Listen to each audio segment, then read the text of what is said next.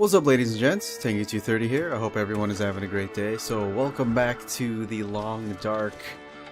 And the game has taught us how to use stones. Basically, you throw them and you try to hit the bunnies and you stun them. And after that, well, you gotta eat them. Well, not right after. Obviously, you have to cook them first. But I was actually having trouble trying to aim at these things before I realized your hand, which is formed like a C, that's kind of like your cursor. So I hit the bunny there, and I felt really bad. And at the same time, it took me a while to try to get it, and it just kind of like started jumping away already. So I needed a second chance. I needed to eat. I was hungry, and I actually got some cattails right there from the frozen river. So I finally got the bunny, picked it up. And this is the most horrible thing I probably had to do in a game. It was so bad. I was like, let it go or kill. Yeah, cracked its neck, man. Oh, it was so bad. But we needed to survive. And bunnies... Must be the way to get up there. Bunnies are the way. So we got some old man's, what is it called? Old man's beard lichen. So it's used for, I believe it was antiseptic purposes. So I don't think I ever found that when I was doing the sandbox mode. But yeah, we found a little bit of Astrid's. Someone's been here recently. Could it have been Astrid? A little bit of Astrid's coat, it looks like. This actually, like Will said, this could be Astrid's campsite. Had to get all the resources from there. As we make our way up. I'm glad there was actually some... I'm glad I actually went back. Because I did not see the campsite the first time around. And there was beef jerky. Needed some food in me. Because I didn't get as much rabbit as I should have coming up, so... I just wanted to make sure you got murderer crows above a dead corpse. At this point, I wanted to grab the hide and the gut. And I remember in the sandbox mode, grabbing the gut, I think it also, in addition to the hide, you need those to make like a bow and arrow. So, well at least the string part. Probably needed some wood, obviously, to get some other stuff. But I did not decide to get meat here because I was actually worried about how much I was going to carry. So I didn't do it. This is where the game teaches you how to crouch, which is R3. Whenever there's something low that you got to get under, just crouch. The game also teaches you that if you are low and you move slowly, you'll be less detectable among the animals that might want to hurt you, like wolves, which you will see in a little bit. So I decided to go in this cave. Obviously on the other side there's nowhere to go, so you have to go inside the cave. And as you can see inside the cave, not much light is emanating from the outside. So the game teaches you here that anything with like no light, obviously it's dark inside and you need a light source to see exactly what's in here. And the game plays with that pretty well. And at the same time, they said that should help warm things up. They said without light, you won't be able to do any like crafting or anything like that, like breaking things down. You need light to actually see. If you have a book that you like learn from, say like fishing book, you can't read obviously without light. So you also see there's a frozen body here and a torch that this poor person left. We also find out that the bedroll is used for saving, as well as obviously getting rest. So that's going to be important, setting checkpoints with the bedroll. And yeah, you know, best place to put a bedroll is next to a frozen corpse. I actually didn't think that through. I just decided that I found that the bedroll turned green. I was like, I'm just placing it there.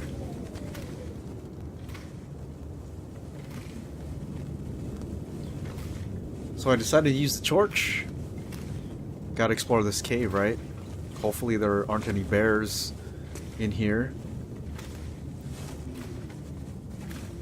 If there are some survivors, or if there's a frozen corpse out in the front, there's gotta be possibly like another body or like a campsite deeper still.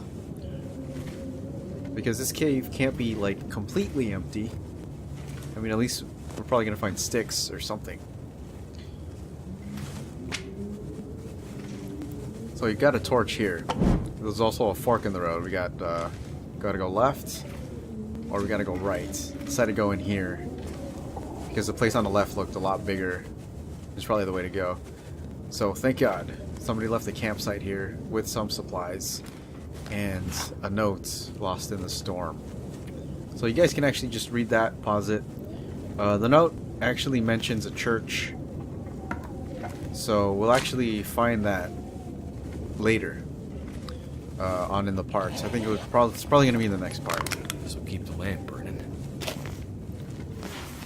So we got a sewing kit and some lantern fuel. Lantern fuel is when you get an actual lamp, storm lamp, I think is what they called it. You use the lantern fuel obviously to light the lamp, and the sewing kit is used to repair your clothes if they ever get damaged.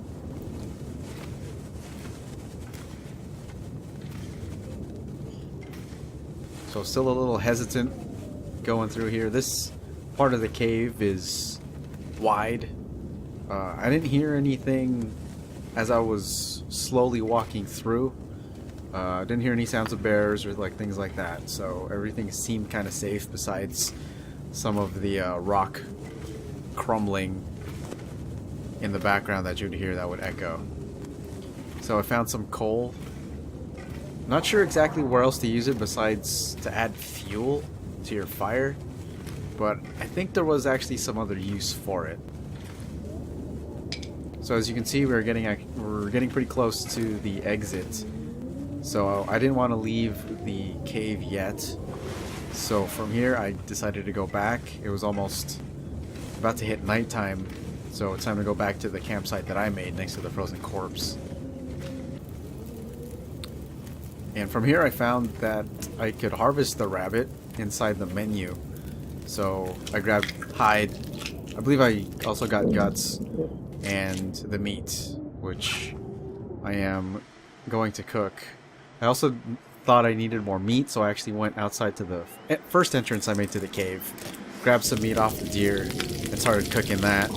And man, that crackling of meat. There's just something about that sound that really makes you just like ready to eat and have an appetite. Alright, so I decided to sleep in the bedroll, picked it up, I have the bedroll with me, it's time to head out.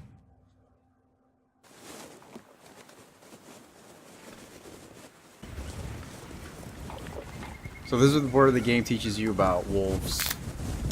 And the first thing they say is avoid wolves. Right here, at all costs, essentially. So, if you have something to fend them off with, say a torch, which I have right now, which I'm using, which is actually running on embers right now, use that, because wolves are afraid of like fire and all that stuff. Obviously, I don't have a rifle or anything yet, or some kind of like handgun. I don't even think there's a handgun in this game, from what I've seen, but you never know. So I decided to go this way. Maybe use the line of sight against it, but I'm pretty sure the wolf could smell me.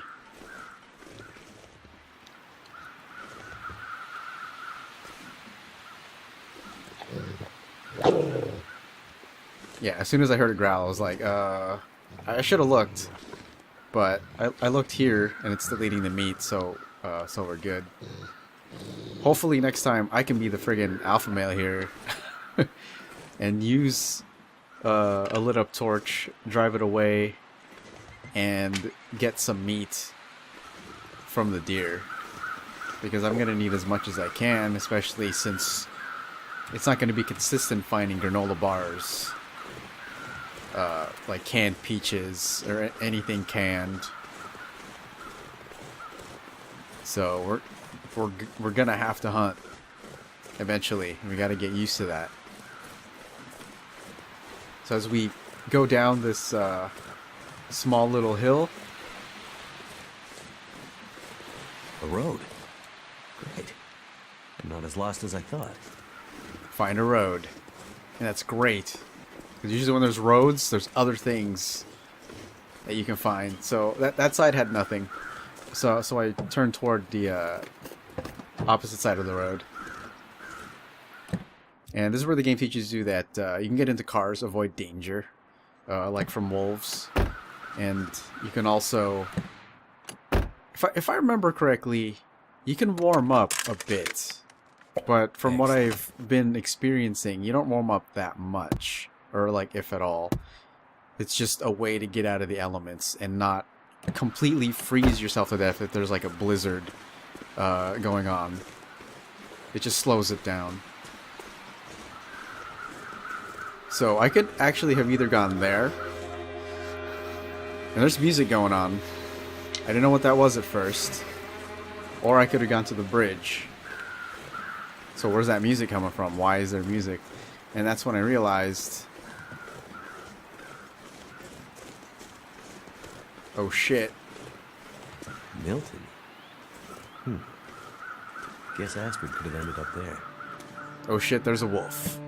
But I decided at this point in time that I would risk it and see if I can find any supplies inside the cars. I found some boots, some leather boots.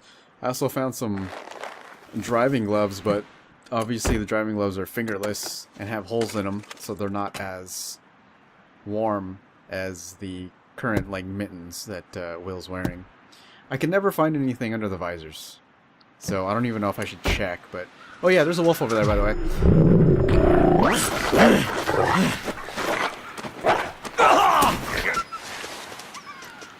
So that was actually towards the end of the bridge already. I spanned across the bridge. I got to the truck at the end. I thought the wolf was gone. It wasn't.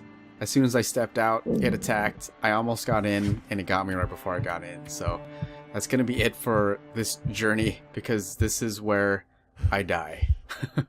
Alright, that's going to be it for this episode of The Long Dark. If y'all made it this far, thanks for watching, and as always, take care, and Tinker230 out. Alright, Charles. Game on, everybody, and keep smiling. We'll see you in the next part, where I take the other way around, instead of go through the bridge.